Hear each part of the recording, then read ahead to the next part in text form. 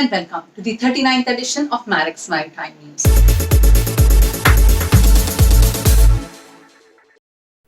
The Indian Prime Minister Narendra Modi on Sunday said the Ministry of Shipping is being expanded and renamed as the Ministry of Ports, Shipping and Waterways. He was addressing a gathering after inaugurating a Ro-Pax ferry service between Hazira in Surat and Ghoga in Bhavnagar district of Gujarat. This ferry will reduce the 370-kilometer road distance between the two places to merely 90 kilometers. These are the headlines on Monday, 9th November 2020. Shipping demand could suffer after wave of new COVID lockdowns. Shipping Corp posts Rs 142 crore net profit in Q2. ICS calls for increased female employment. Which shipping sectors will perform the best in 2021?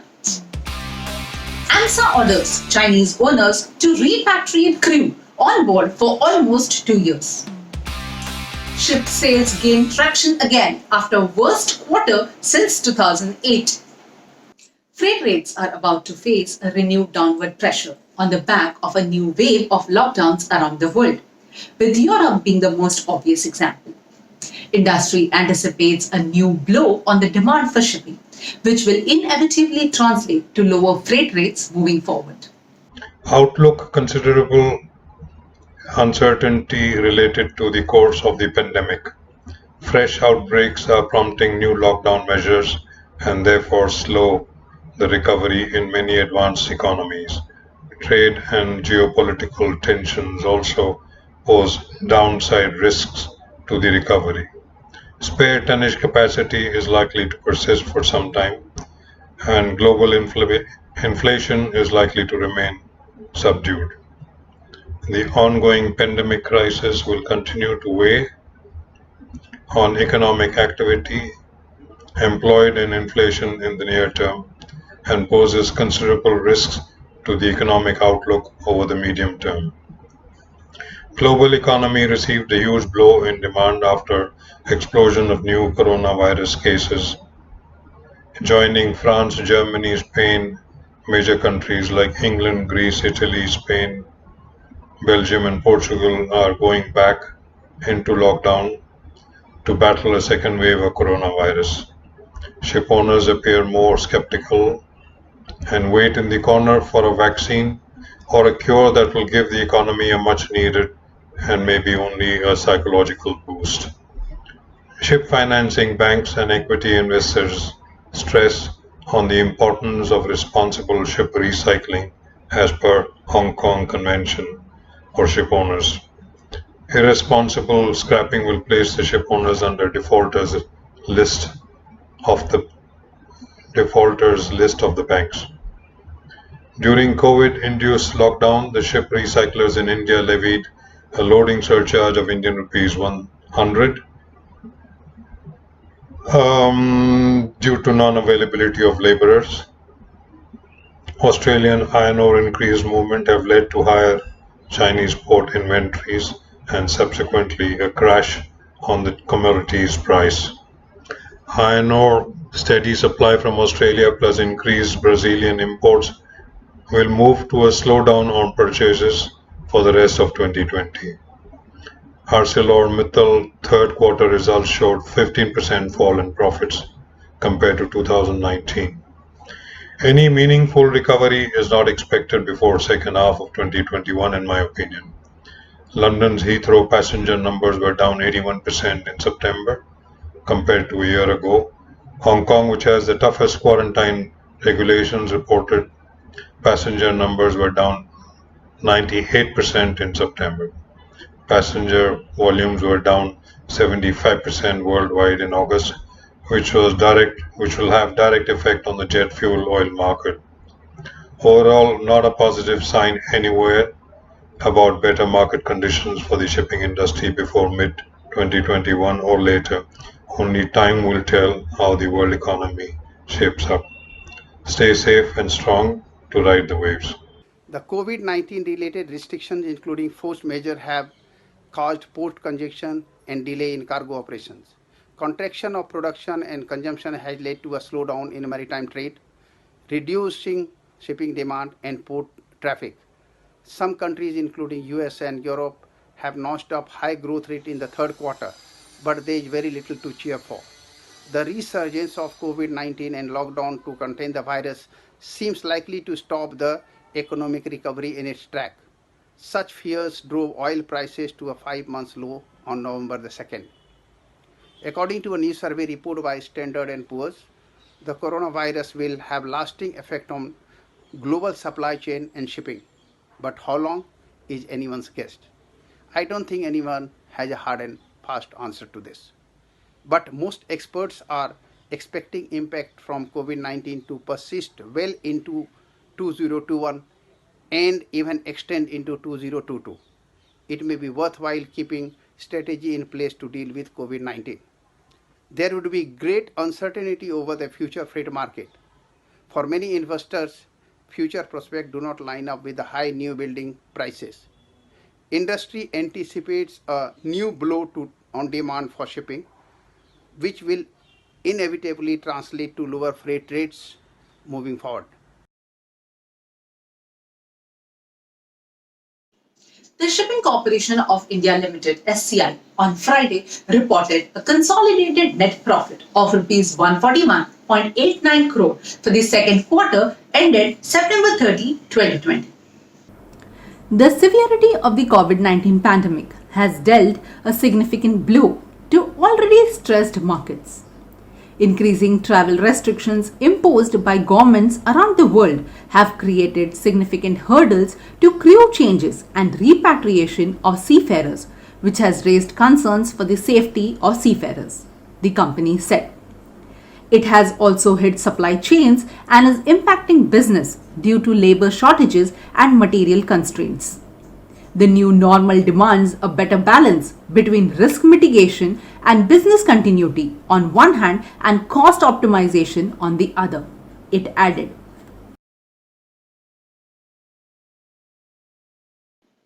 While the shipping industry is known for the diversity of nationalities employed at sea, one area where the diversity lacks is in the employment of female seafarers. The International Chamber of Shipping (ICS) is launching a new initiative both to set a baseline for the diversity and inclusion as well as to highlight the issue for shipping companies and ship owners around the world. Hello everyone, I'm Suniti Bala. And I'm Sharvani Mishra. We are co-founders of International Women Seafarers Foundation together with Captain Radhika Menon. This is an organization made by the women seafarers for the women seafarers. And we appreciate the initiative from ICS to increase the number of women seafarers in maritime. In fact, last year there was also IMO's theme to empower women in maritime, which brought a lot of awareness in the shipping industry. There was a lot of talk, there was a lot of work done, but somehow we also noticed that the concrete work, what needs to be done, not only to increase the number of women seafarers at the entry level, but also to sustain the career is not being discussed on these kind of forums and not being brought about. Towards this, we can say the gap is actually due to the experience building. The industry is not aware what kind of problems are being faced by the women seafarers, and they do not know this side of story. To bridge this gap, we have worked closely with the Director General of Shipping in 2019, and we had brought recommendations which has come as DGS Notice 7 of 2019, which has number of recommendations which are quite simple and not cost intensive, but definitely will provide a conducive work environment for a woman seafarer to not only at the entry level but to sustain on board. So we urge all companies to go through these recommendations and try to have implemented. We are continuously working on these kind of small problems which we face, which are faced by the women seafarers on day-to-day basis, and we try to come out with the solutions which are very simple, and it's not asking a lot of deviation from the companies, and it's just only matter of having it implemented within the policies and procedures. some of the recommendations, Sharwani? So it's very interesting, actually. These recommendations that and our experience also tells us that these have worked very well with some of the organizations that we are currently attached with. Uh, and they're very simple in their nature, something like a buddy concept, which was initiated by, initially it was started in Indian Navy. A buddy concept is nothing but keeping in touch with someone ashore while you are on board, and it helps many women seafarers to overcome the small minor social issues that they might be facing on a daily life. They'll have a lot of questions that can be resolved very easily. Not But what only we understand, yeah, but what we understand from this buddy concept, that this buddy needs to be a woman seafarer only, because a woman seafarer can only understand what exactly is the situation on board, and she can relate to it. When it comes to any person at shore, that might not work well. And this is what we have been doing, throughout our mentoring program. Whenever some girls try to reach out to us, we act as a buddy and try to guide her in the right direction.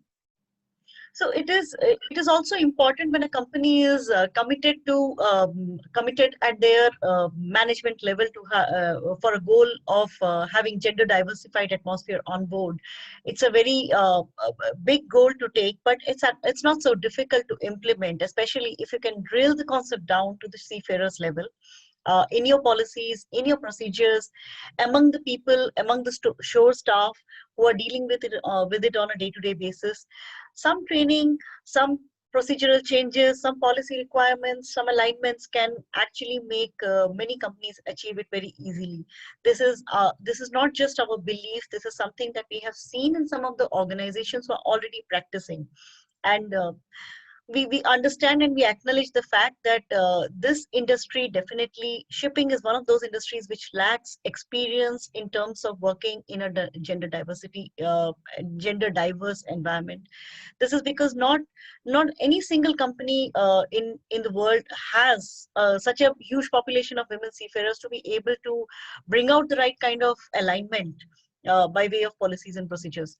So it does help to have an organization like IWSF, where you have access to so many senior members in women seafarers who can assist many companies to get the right policies, procedures, trainings on track, and much more easily, not and much more cost effectively.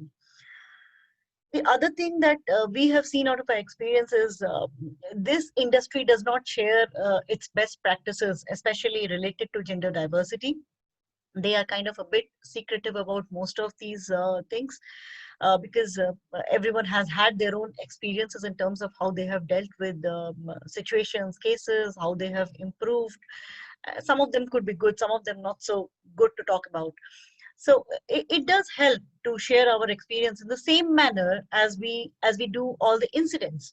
Not all the incidents will always be in our taste, but sharing best practices, sharing our experiences and knowledge with the rest of the industry, and especially this should be coming from the leaders in the shipping, the leading ship owners in the world, because this will act as a guiding light for all the other women, all the other smaller companies which have every intention of bringing about gender diversity, but are somehow not, they don't have the same level of confidence at this point because of lack of their experience. So I suppose we strongly recommend sharing best practices would help in improving the employment and intake of women seafarers as an industry. So this is the second recommendation that we feel is very easily implementable. In the next couple of years, we may see, just from within India, we may see about more than 100 women cadets getting enrolled into various companies and coming into active sailing. Industry needs to be prepared for them. If we are not, then we will not be able to commit to the same goals. We wish the next time when we meet, we should be not just setting up goals, but we should be talking about the achievements that we have made in these periods. And also how to achieve further goals. What is the roadmap for that? We actually, if we want to achieve something, we need to be very clear about the roadmap and the timelines. We are glad to notice the Maritime Vision 2030 from the Government of India has included the women seafarers as a action point, and we hope to have some implementations from there, where we have also recommended many valid points. So we actually urge the industry, in case they need any kind of help with the women seafarers, we are there to support. We are there to guide, mentoring, and recently we have come up with a new, you can say, a course which will help all the women seafarers to act in a better way, to have a Create a respect. respectful environment on board and sustain it while they're on board.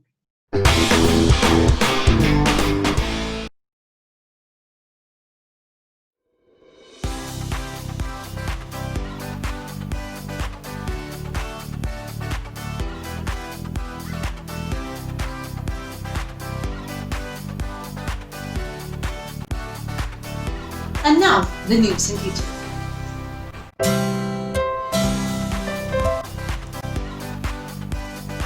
The next step is now definitely there has been some pressure on Indian jobs in one way or another. Indian Maritime University, a central university under Ministry of Shipping, Government of India.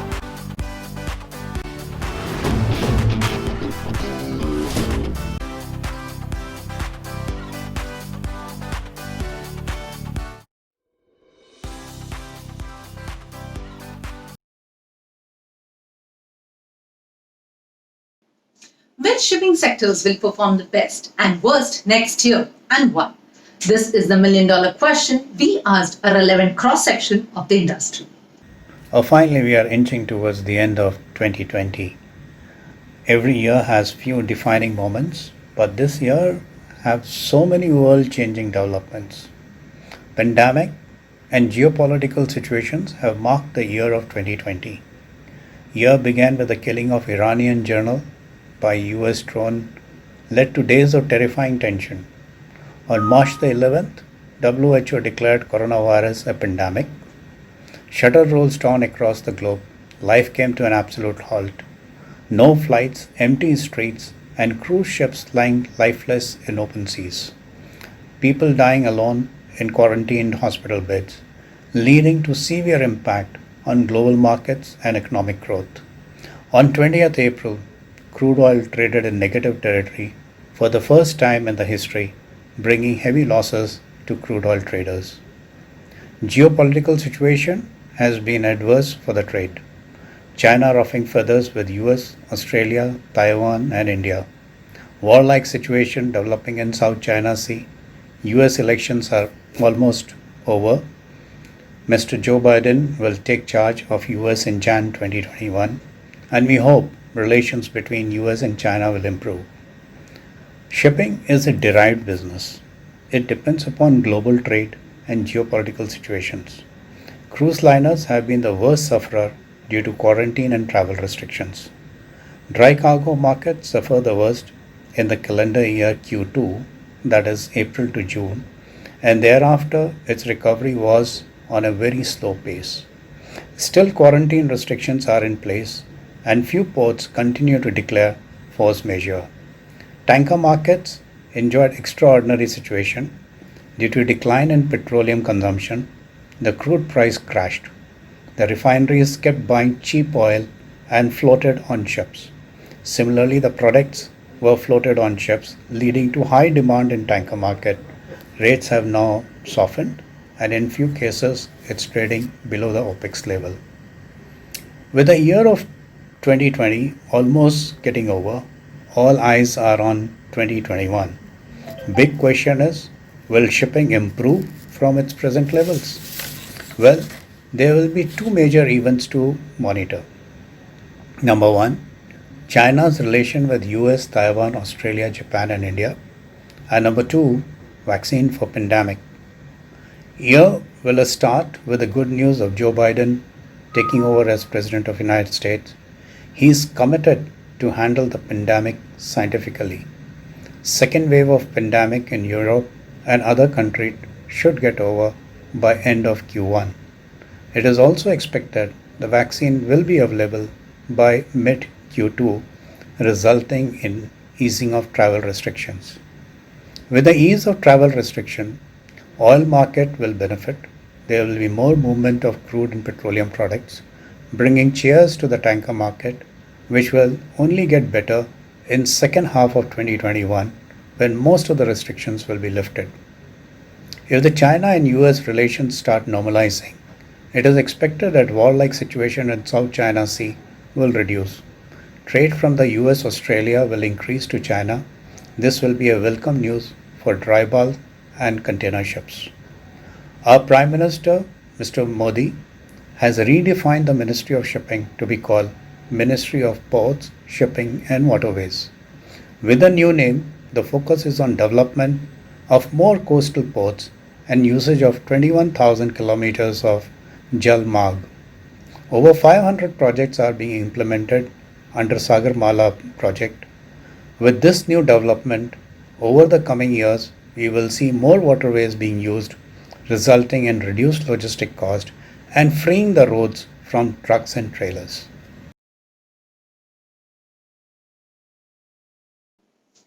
The Australian Maritime Safety Authority, AMSA, has ordered Tianjin Shinzun Yuan Shipping to repatriate 9 seafarers who have been on board general cargo ship Brio Faith for over 12 months. During an onboard inspection on the ship at Port Alma, AMSA found 3 crew members who have been on board ship for over 12 months, 4 for over 16 months, and another 2 for over 20 months. AMSA refused the owner's proposal to keep the seafarers on board until the next port, Shanghai, and issued a direction notice prohibiting the ship from departing until all the 9 crew members have been repatriated. Those seafarers have made their way back to Brisbane to take international flights home. Ship sales have rallied to pre-coronavirus levels during the third quarter of this year, writes analyst firm Alpha Liner. In the second quarter, however, the ship sales were as low as that in the year 2008. Lately, buying interest in VLCC tonnage remains steady and firm. 2 more 2002 built vessels have been sold at prices in line with last done's. Following Hunter Group's recent sale of 2 2019 HHI built VLCCs at USD 84.2 million each, we now have another noteworthy sale. The TRF Horton built 2018 HHIC Philippines has been sold to Delta Tankers for USD 72 million. As far as replacement cost benchmark goes, we do not see much further downside potential in new building prices from the Korean majors. With the newfound optimism in the container markets, we will not be surprised also to see the Korean yards benefiting from increased ordering activity for the big sizes. Despite the weakening freight market, the dry S&P market is full of life with a large number of vessels changing hands across all sizes. Dry bulk and container fleet renewal purchases are predominantly driven by Chinese, Vietnamese, Indonesians, Greeks, and very selective European interests.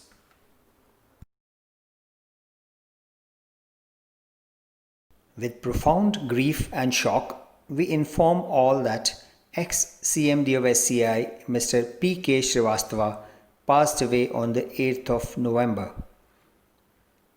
He was in good health but had a sudden collapse while at work at his home. May the departed soul rest in eternal peace. Captain Rajat Kumar of the 1983-85 batch of T.S. Rajendra left for heavenly abode on the 4th November in Navi Mumbai. He was on a morning walk and the cause of death is reported to be a cardiac arrest. Originally from Patna, he was presently working as COO at Econship Marine Private Limited in Navi Mumbai. May his eternal soul rest in heavenly peace.